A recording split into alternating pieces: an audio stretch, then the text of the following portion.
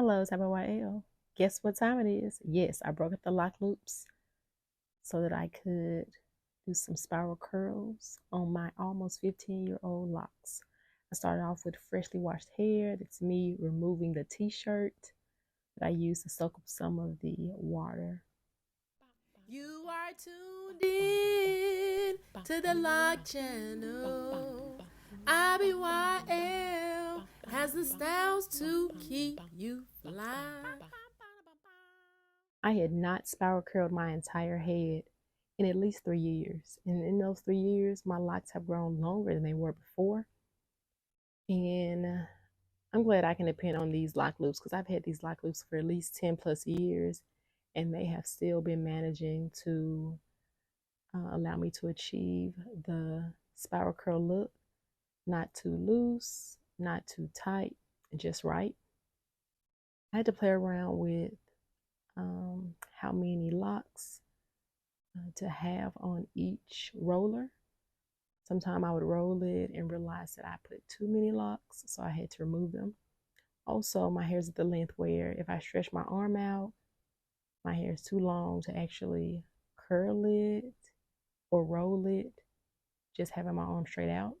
So I had to do a little trick here and there to get the tension so that I can keep the roll smooth and not bulking. Just giving you all a little view from the side as I roll another section of locks. If you're planning to curl your hair with the lock loop rollers, it does achieve the spiral look. It's not too tight, not too loose. You can achieve a looser spiral by including more locks per roller. The less locks, the tighter you can get your curl.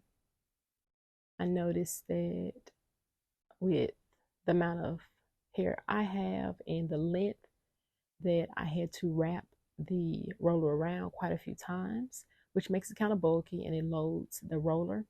So the least amount of locks I can put per roller allows me to achieve a tighter spiral curl.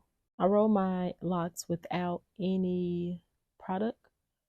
So this was after I freshly washed. So in order to keep my hair from drying as I was rolling, it was a little bit of a process. I would spray my hair with a little water, but that's about all I use as I'm rolling each section of my locks.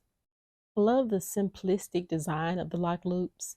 They are spongy, durable. I slept on these for 2 days. I had about 50 rollers in my head and it was still comfortable to sleep on.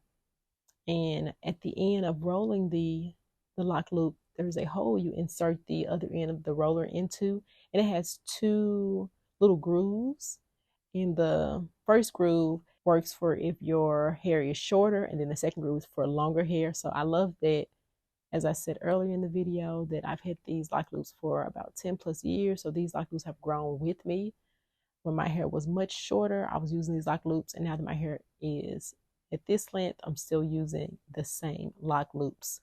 So if you're coming across this video and your hair is much shorter than mine, lock loops still work for you. If your hair is my length or longer, lock loops are still a go-to. Let me know in the comments below, do you have or own some lock loops, or what is your go-to curling tools for when you want spiral curls? I want to play around with some other curling tools that I've never used before. I want to try using flexi rods on my locks, and I also want to try perm rods. I've never used either one of those on my Sisterlocks. At this point, when I was rolling, I realized that although my hair was not holding the tension, it was like some of it was hanging out, so I had to unravel it. I also realized that I had too many locks. Here's another angle for you all. As you can see, I'm removing some of the hair, trying to gauge if it's going to be too thick or if I can add some more locks in.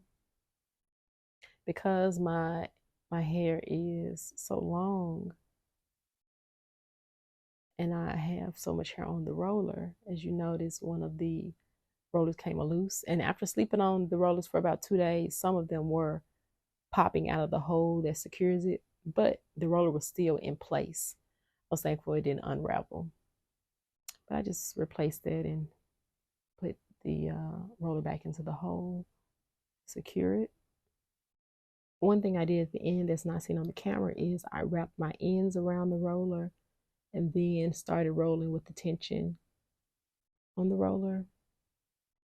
One of the most annoying parts was sections of my hair where my locks are not the same length, because I would have to start rolling and then grab in the lock that was shorter to roll it with the rest of the locks.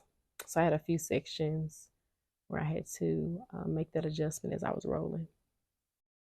Leave me any comments or questions you have in the comment section below for my rolling process, and let me know your thoughts. At this point, y'all, I was tired because not only was I filming the process, but I was still rolling.